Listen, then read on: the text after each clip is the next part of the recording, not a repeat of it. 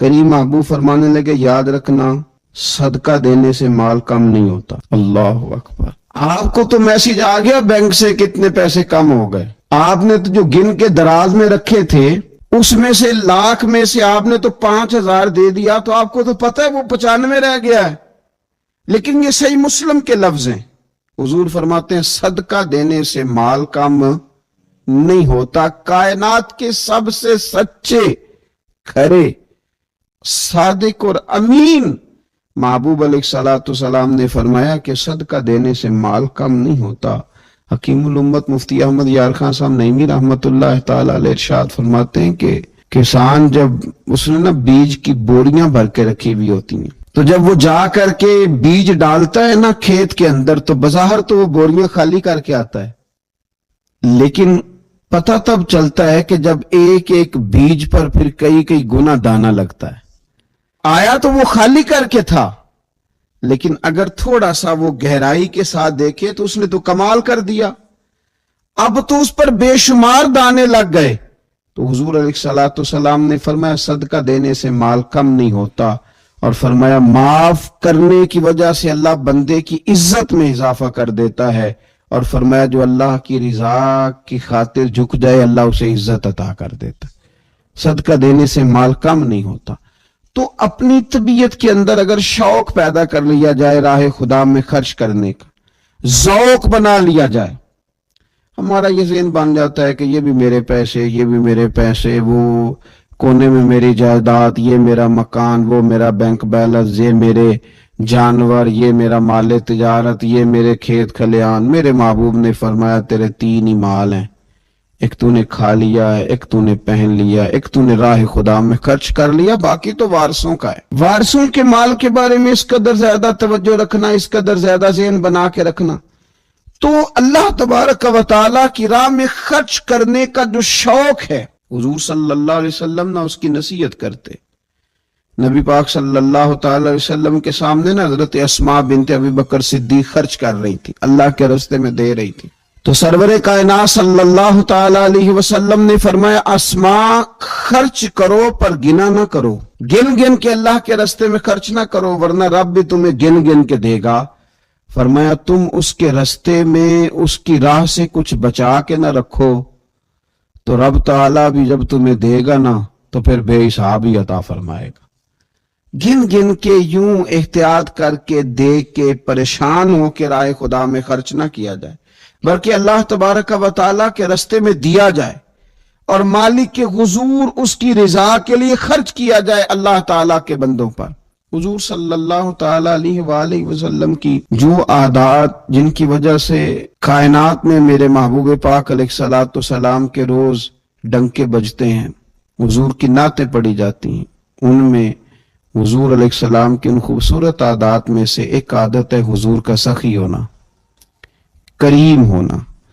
لب واں ہیں، آنکھیں بند ہیں، پھیلی ہیں جھولیاں، کتنے مزے کی بھیک تیرے پاک در کی ہے۔ نبی پاک صلی اللہ تعالی علیہ وآلہ وسلم ارشاد فرماتے ہیں حضور کا شوق دیکھیے خیرات کرنے کے تعلق سے۔ ہمارے ہاں یہ ہوتا ہے کہ بعضوں کا جیسے جیسے پیسہ بڑھتا جاتا ہے ویسے ویسے لوگوں کے اندر بخل آتا ہے، کنجوسی آتی ہے۔ بعض لوگ اللہ ماشاءاللہ وہ خیرات کرنے کی طرف اس طرح توجہ نہیں کرتے جس طرح کہ ان کا منصب انہیں حکم دیتا ہے یا ان کا منصب انہیں اس طرف قائل کرتا ہے۔ رسول کائنات صلی اللہ تعالی علیہ وآلہ وسلم ارشاد فرماتے ہیں، بخاری مسلم میں موجود ہے، فرمایا اگر میرے پاس احد پہاڑ کے برابر سونا ہو، کلومیٹروں پہ پھیلا ہوا احد پہاڑ، اس کی چوڑائی ہے، اس کی لمبائی ہے، اس کی اونچائی ہے، یعنی پہاڑ کی بات ہو رہی، جن لوگوں نے زیارت کی ہے وہ جانتے ہیں کہ اتنا بڑا پہاڑ۔ حضور فرماتے ہیں میرے غلاموں سنو، اگر میرے پاس احد پہاڑ کے برابر بھی سونا ہو تو فرمایا میرا دل چاہتا ہے کہ 3 راتیں گزرنے سے پہلے پہلے سارا اللہ کے راستے میں خرچ کر دوں، سوائے اس کے کہ جو میں نے قرض دینا ہو، قرض کے لیے بچاؤں گا، باقی میں سب اللہ تبارک و تعالیٰ کے راستے میں خرچ کر دوں گا، 3 راتوں سے زیادہ نہیں گزریں گی، خرچ کر دوں گا۔ یہ شوق ہے نبی پاک صلی اللہ علیہ وسلم کا سخاوت کے ساتھ، حضور پسند کرتے سخاوت کرنا۔ نبی پاک صلی اللہ تعالی علیہ وآلہ وسلم نے اپنے दस्ते मुबारक से हमेशा लोगों को अता किया। हुजूर सल्लल्लाहु ताला अलैहि वसल्लम खर्च करने की तरगीब देते, लोगों को रगबत दिलाते। हमारे यहाँ पहली तो बात यह है कि खर्च करने का माहौल नहीं बनता, और अगर बाज लोग खर्च करते हैं तो बेदिली के साथ खर्च करते हैं। अल्लाह तबारक व तआला के रास्ते में जब आपको देना है, जब आपको मालिक के रास्ते में देना है, तो फिर आपको बंदा थोड़ी देखना है, फिर तो अल्लाह की रजा देखनी है। तो खर्च तो करते हैं, लेकिन वो खुश दिली, वो ज़ौक, वो शौक, वो खूबसूरती उनकी तबीयत में नहीं होती जो होनी चाहिए। अल्लाह के रास्ते में खर्च करें तो अल्लाह की रजा को पेशे नजर रख के खर्च करें। फिर खर्च किया जाता है, सदका दिया जाता है, लेकिन कब बंदा बीमार हो गया, जब तंदुरुस्त था, लाखों रुपए पड़े थे, सदका करने का ख्याल नहीं आया। हजारों मौजूद थे, उसके दिल की तवज्जो उस जानिब नहीं हुई। आज बीमार पड़ा है, कमजोरी आ गई है, करीबुल मर्ग हो गया है, अब उसका ख्याल आता है कि मैं कुछ अल्लाह के रास्ते में दूं, एक बकरा लो भी, जरा ज़िबा कर दो, जरा थोड़ा सदका दे दो। किस बात पर? कि मैं बीमार हो गया हूं। किस बात पर? कि मैं कमजोर हो गया हूं।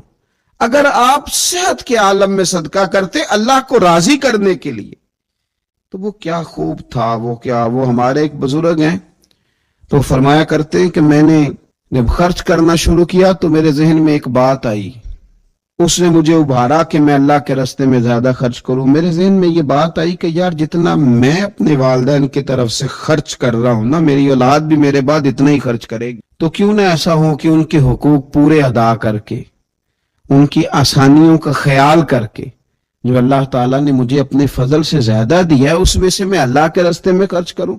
तो इस शौक के साथ मैंने खर्च करना शुरू किया। नबी पाक सल्लल्लाहु ताला अलैहि वसल्लम इरशाद